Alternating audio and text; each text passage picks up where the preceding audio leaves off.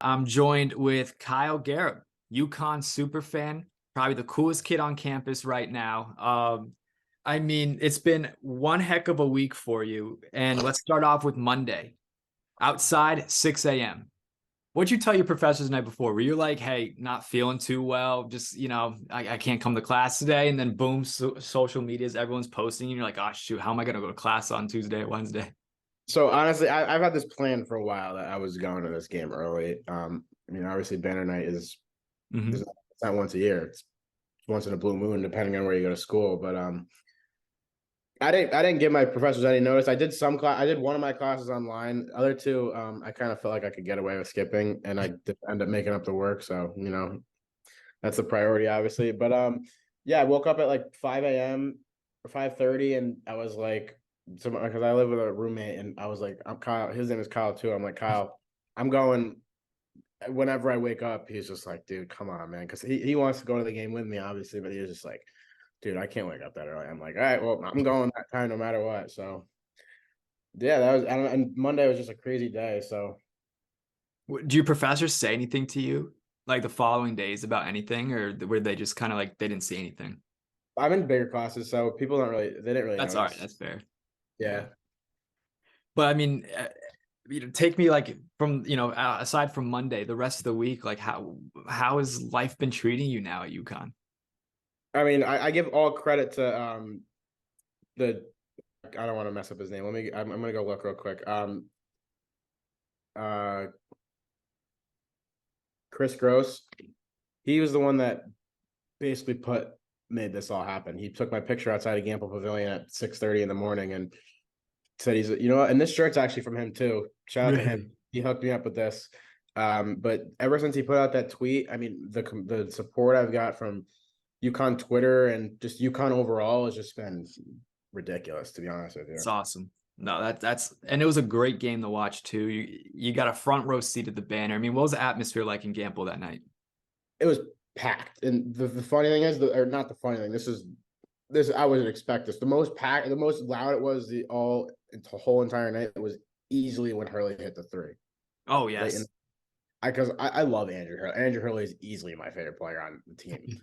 Like I know that sounds funny to say, but like I love Andrew Hurley. Like he's awesome. I But when hear a he lot of great things about him. yeah, I mean, I don't know him personally, but I mean, from what I can see, he looks like a good guy and stuff. I mean, and like I see, like obviously he's not the best player on the team, but I mean, it seems like all the players absolutely love him. Yeah. Like he seems like he gets along well with the rest of the team and stuff. So I don't know. He seems like a good glue guy. No, And the definitely. I saw a video. One of my friends who was also at the game sent me a video of that, and just the whole place erupted. So it's so cool to see, especially when those guys like who don't get those starting minutes just get that same love from everybody else. exactly. And, Yeah. and you got to hang out, or you got to see his dad earlier that night too. You got a nice picture. Did he say anything to you about being one of the first fans there? Yeah. I I'm gonna just start early in the morning. I got there at 6:30, and right when I got there, the first thing that happened was this is a start. It'll be easier if I start from the beginning.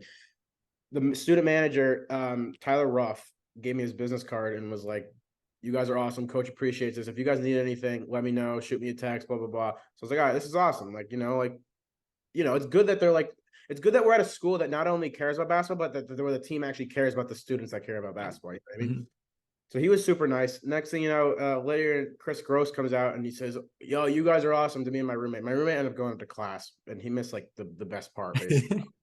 But he's like, "You guys are the best. Let me know if you need anything." And like 20 minutes later, he comes out with these T-shirts for us and Dunkin' gift cards, and he's like, we appreciate it a lot. And but of course, when he came back with the shirts, my roommate wasn't there, but he was that, and he took my picture for the Twitter page, and um, then it just skyrocketed. But after that, I could just tell like all these people were starting to notice this kid's outside, this kid's outside, this kid's outside, and like at that, I was planning on going to one of my classes. Actually, I shouldn't say that. I honestly wasn't. That's my parents to hear. But I was like, I can't leave. Like because if these people come out and I'm like, oh, he's not even here the time I come out, I'm gonna look like a fraud. Like Yeah. this kid that's like taking all this free apparel and stuff. And So, anyways, the whole entire day, like I wouldn't even go to the student union to get my own food because like I didn't want to like. I mean, not only did I not want to lose my spot in line, but I didn't want to look like this kid that was like just taking advantage of all these UConn basketball perks because that's truly wasn't what I was even planning on to begin with. Anyways, at 2 o'clock, 2:30, I'm like, all right, I got to go to the bathroom. I'm gonna sprint to the B school right across the street and come back. And I had a feeling the whole entire day that Hurley was going to come out because I went in line early for games last year, and every once in a while he would come out. And being that I was trending so much all over Twitter, and I had a feeling like he's got to come out because I've been here early. But I go, all right, if somebody comes, you better shoot me a text. So I'm at the urinal, and my friend texts me in all caps, "Come back!" And I'm like, "Are you freaking kidding me?" So I sprint across the street, and next thing you know, there's just this giant circle, and Dan Hurley's in the circle, and I shake his hand, he gives me a hug, and I'm like, and as I'm running over, I was like, "Oh, this is the kid that's been here since 6:30 in the morning," and he's like, and he said something like, "Oh, you got here early, I heard," and I don't know, he's an awesome guy, like he really is. And Yeah, Danny's awesome because I have a memory. My first ever time I interviewed anybody in like the professional sense, like at UConn, it was Danny Hurley. After the Big East tournament in 2021. yep, And I was waiting for the microphone to get passed to me because it was like on TV and everything. And it was my first time ever talking to him. And he goes, "Oh, this kid seems a little nervous talking to me." And everybody else in the room starts laughing. And then I start laughing. And then I feel like comfortable. Like he yeah, made me feel so comfortable because he could see like I was a little nervous. yeah, But in all fairness, like Danny, I was just waiting for the mic to come to me. Like I was prepared.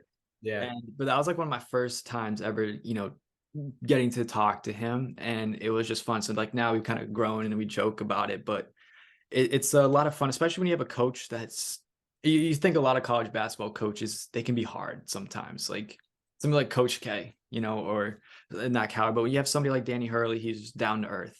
He's a great guy. He's for the people. You can tell he is too. Like it's not even just something cliche to say. Like you can just tell. Like he's not just doing it for himself. He's not just doing it for the team. He's doing it for the whole entire. I mean, like Connecticut doesn't have a professional sports team.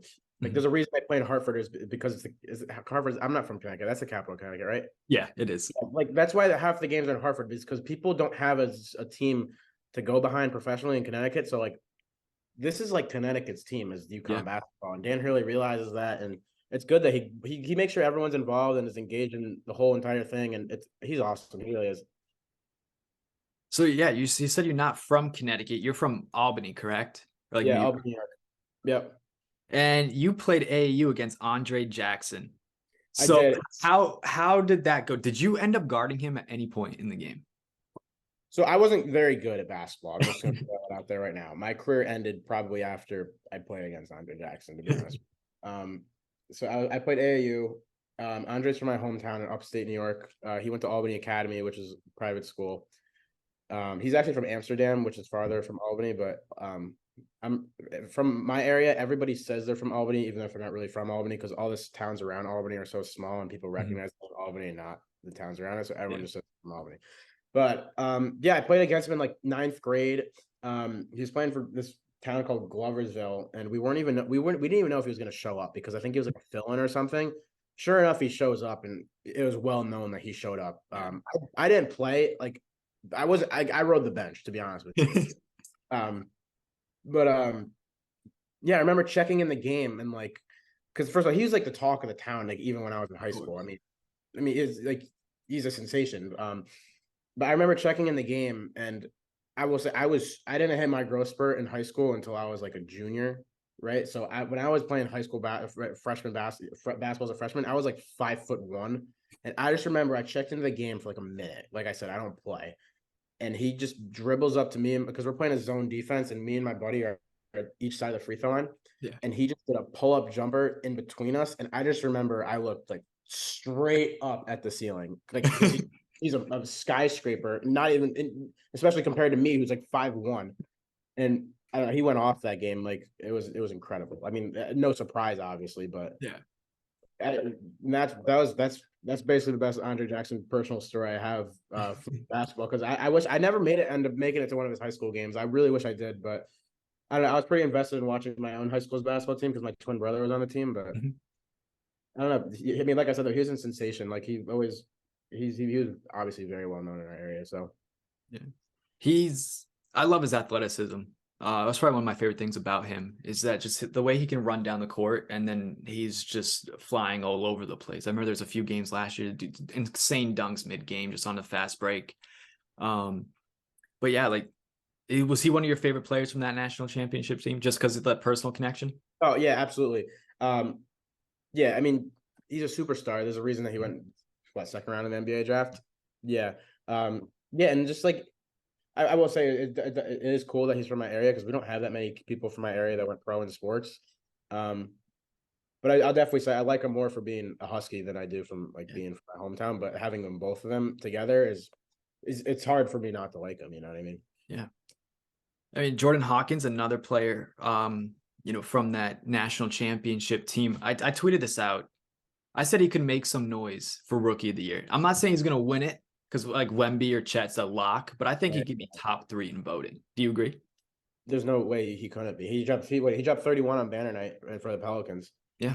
which I saw. Then he's got like 7 threes or something.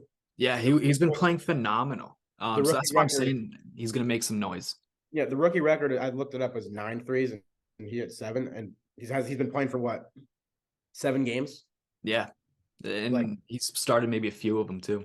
and I mean I know Wemby is like honestly probably the biggest lock in any sports Yeah. award ever, but yeah, I mean Jordan Hawkins. There's no reason to say that he won't go on to have a very solid NBA career. No, I agree. And speaking of some locks, you locked in last year with UConn winning the national championship. Are you locking on them to repeat this year? I am. I haven't placed my bet yet. I was actually planning on doing it this week before the Stonehill game. I just remember I was sitting. I just transferred into UConn this Mhm. past going in I'm a senior. Transferred in my junior. Mhm. I went to 2 small schools prior, and I was kind of started to realize like these small schools aren't for me, and um, I need to get to a big school, and especially how passionate I am about my. I mean, you could ask anyone from my high school. I was passionate about my high school's athletics, so this is probably a surprise to anyone that I'm trending about all this stuff. Um, yeah, I was sitting in my first anthropology class of the year or something, and I was just like, I just transferred to UConn. I might as well put money on them to win it all, and definitely paid out. So Doesn't hurt. yeah, and So, then obviously throughout the tournament, I kept betting them too because I'm like, mhm. 'cause I know this sounds like, oh, you're just betting because your favorite team, but like we never got ranked number 1 throughout the season last Mhm. year, but like just by from going to the games, you could tell like that's the stuff that you don't see on TV or in the box score. Like just by like going to the games, you could tell that this team was special and they had what it took to win. Like even if it doesn't show up in the news articles or the box score or anything else, like you could by just going to the game in person. I honestly don't think it was hard to tell that this team had what it took. So I just kept, I'm going to bet him again. I'm going to bet him again. I'm going to bet him. And then obviously in all my bracket pools, I bet that picked them all to win, and it ended up amassing to be like $3,300. So Oof. yeah, the initial bet was 30 to win like 2,100. It was like plus 6,600 odds, which is obviously odds that Yeah. people don't. But I mean, why not, right? Yeah, why not? No, that's awesome. I mean, in 2004, UConn men and women, they both won the national championship. 2014, the men and women both won again. 2024, you see a trend? Yeah, I said that. So during first night, I got interviewed by a local news station, and they asked me that, and I actually said, yeah, the trend is showing. Yeah. But yeah, I don't see why not.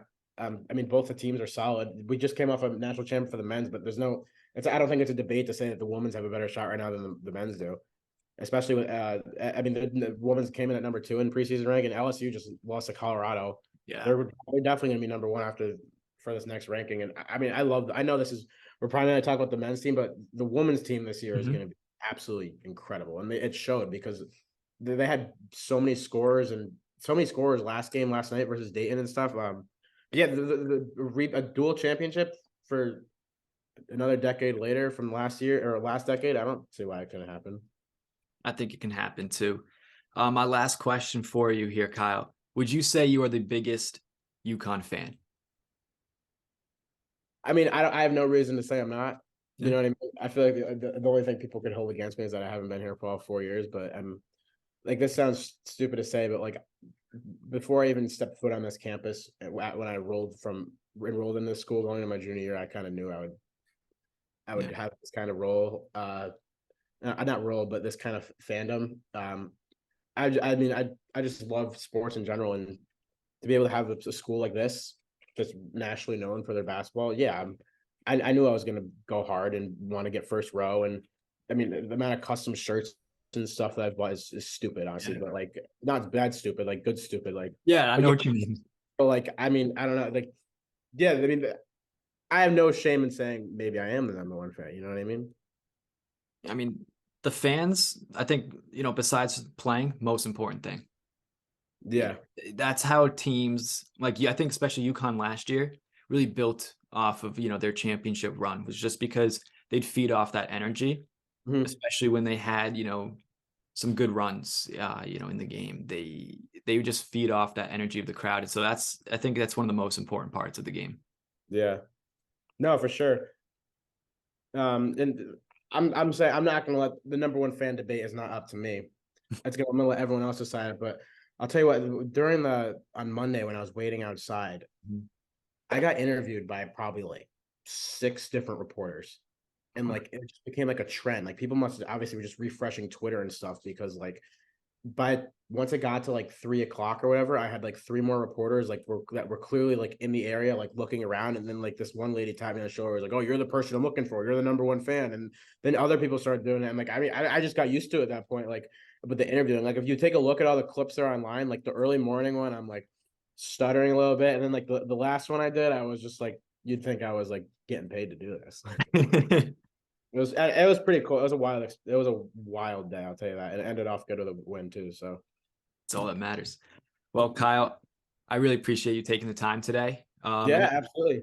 can't wait to see you at some more UConn games. Well, I Yeah, know where it'll be, front row.